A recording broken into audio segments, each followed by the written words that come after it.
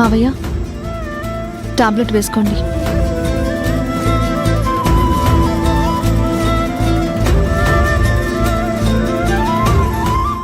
మావయ్య,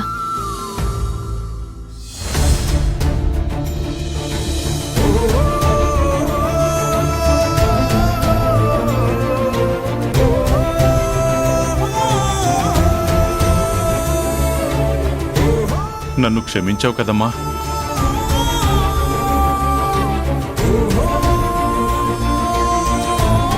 మీరు ఏ తప్పు చేయలేదు మావయ్య. మిమ్మల్ని క్షమించేంత వయసు నాకు లేదు. దేవుడు లాంటి మీ మనసులో నాకు కూతురు స్థానం ఇవ్వడమే నేను చేసుకున్న అదృష్టం. మీ ప్రేమ అభిమానంతో నాకు తండ్రి లేని లోటు తీరుస్తున్నారు. అంటే నువ్వు ఇక్కడే ఉండిపోతావా తల్లి?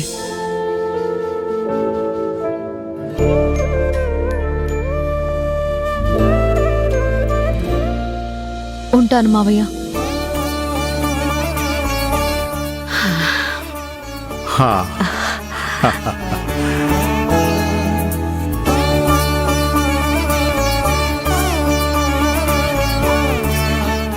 చాలమ్మా, ఈ మాట చాలు. నా ప్రాణం లేచొచ్చినట్టుగా ఉంది.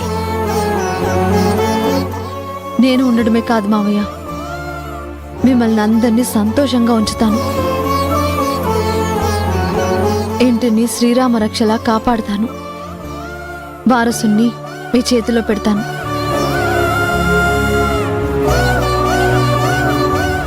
ఇది నా బాధ్యత మావయ్య. మీకు నేను మాటిస్తున్నాను.